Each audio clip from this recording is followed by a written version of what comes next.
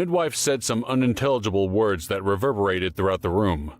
Everyone cheered, and many had tears of joy in their eyes. They were hugging one another triumphantly.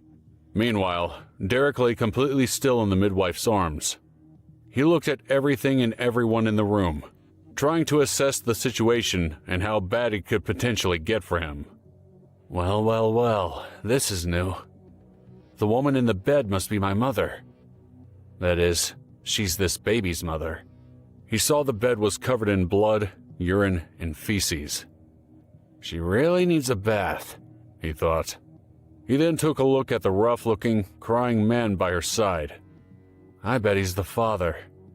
I wonder if he's crying because he's happy I'm here, or because he's scared he almost lost his wife. I'm sure it's the latter, he thought bitterly. I'm sure I'm not an only child. I'm one more mouth to feed. A complication. As if in answer to his thoughts, a young boy and girl entered the room and rushed to hug the woman lying in the bed. Damn it, he thought. This is even worse than I imagined. I guess I only have two choices. Option 1, live with this family and fight for available resources. Starvation is a real possibility. And of course, once I grow up, I'll be forced to work, get married, have children, and lead a miserable life. Option 2, wait until I can move and grab a sharp object so I can put myself out of my misery and have another shot at reincarnation. Who knows, I might get a better life. Option 2 sounds like the winner. While Derek was lost in his thoughts, the room grew quieter. The midwife finished cleaning the baby and wrapping him up in a clean cloth. Everyone looked concerned. Derek didn't understand why until he remembered that he hadn't made a single sound. No crying. No laughing. Nothing. That was weird for a baby. His new mother made some remarks and tried to get up, ignoring her pain. The midwife shushed her, gently pushing her back to bed.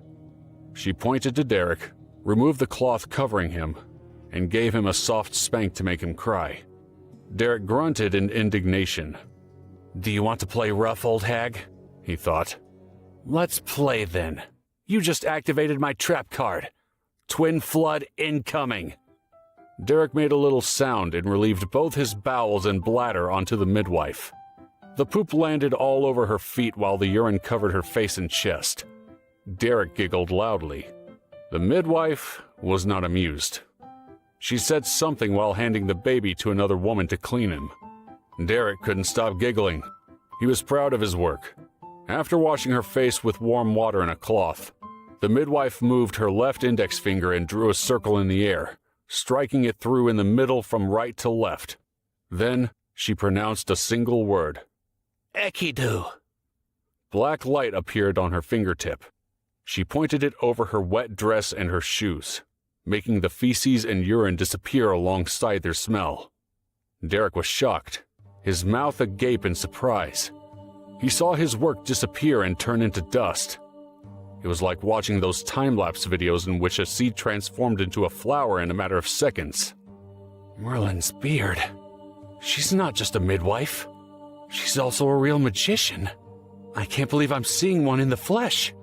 Perhaps I was wrong, and this could be the best of my 3 lives, he thought, ecstatic. Derek has never been so happy. Not only because this world had magic, but also because, when he heard the word Ekidu, he felt something click inside of him. He could feel something taking root deep in his soul. Now he was ingrained in the very fabric of his new reality. He repeated the word obsessively inside his head and tried to recall every detail of the circular movement she'd made with her finger. The midwife approached the mother and said some words while putting her hands above her intimate parts. It was obvious the old woman was going to heal her. Is she going to do more magic? He thought happily. Show me, please, he said in his mind. The midwife spread her fingers wide and moved both arms in a circular motion, first up over her head. Then, she opened her arms as much as she could before joining her hands, palm against her backhand, at her navel's height. Venire lacat. Despite being all wrapped up, Derek attempted to mimic all of the midwife's movements, step by step, memorizing every single detail, no matter how small. A sphere of light covered Derek's mother's lower body, and she quickly recovered her health. Her pale skin became pink again, and all the traces of pain and exhaustion disappeared from her face. Derek could feel another click inside of him. First, there'd been the dark magic, but now he could feel a connection to light magic by simply hearing the power word. He could not stop grinning. If, and this is a big if, I have enough magical talent, I wouldn't have to live a life of misery, he thought. I could become a magician and live it up for the first time in my life. No shackles, no responsibilities, but it's better not to get my hopes up too much. With my luck, I'll end up completely untalented or... His train of thought was abruptly interrupted when he was handed over to his mother. She looked at him with concern while saying something to the midwife. Derek was sure she was worried about him, although he couldn't understand what she was saying. After his mother finished speaking, the mood in the room changed and everyone appeared gloomy. Derek was afraid he was responsible for this change. Eager to stay here and try to become a magician, he decided to play the part of a bouncing baby boy. He did his best baby impression. He giggled, smiled, and made cute sounds. The midwife, who went by Nana, felt a little hurt by Alina's obvious doubt in her abilities, but it wasn't the first time she'd dealt with an anxious mother. She'd known Alina since she was a child and had delivered all her babies. This had been one of the most difficult deliveries of her career. The labor had lasted for hours, and she'd been forced to cast healing spells multiple times to stop the bleeding.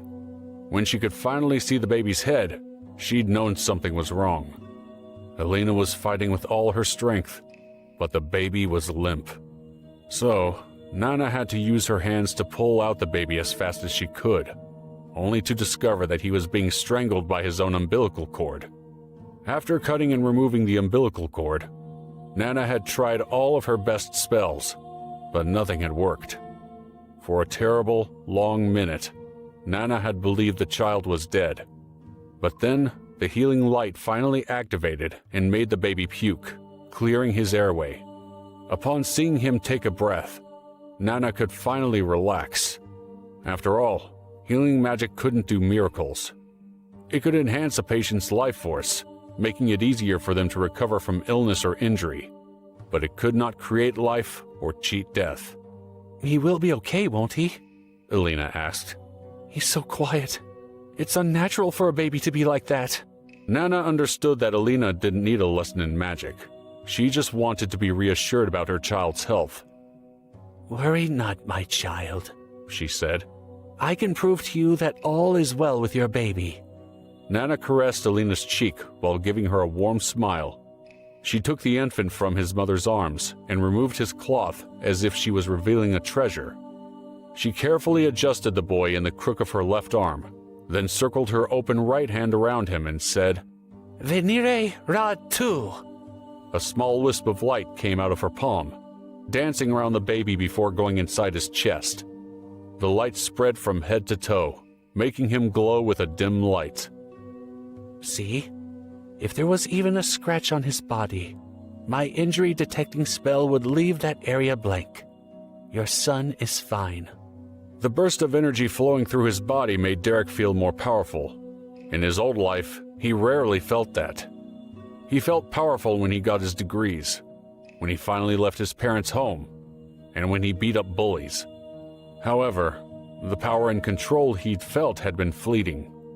Now it was different, more than adrenaline. Real magic, real power was coursing through every fiber of his being, making him feel invincible. So when the spell started disappearing, he wanted it to keep going. No, come back to me! Give me back my power! He thought. He focused on the last strands of energy, willing them to stay. He was unable to cast the spell on his own, but he could still feel its lingering effects. Derek's light stopped flickering. Instead, it grew stronger and stronger. The midwife appeared dumbfounded. Derek wanted it to last forever, but the exhaustion got to him, and he fell asleep. The light faded completely. Nana wrapped up the baby and returned him to his mother's embrace. Elena was confused and full of wonder. "Nana, what was that?" she asked.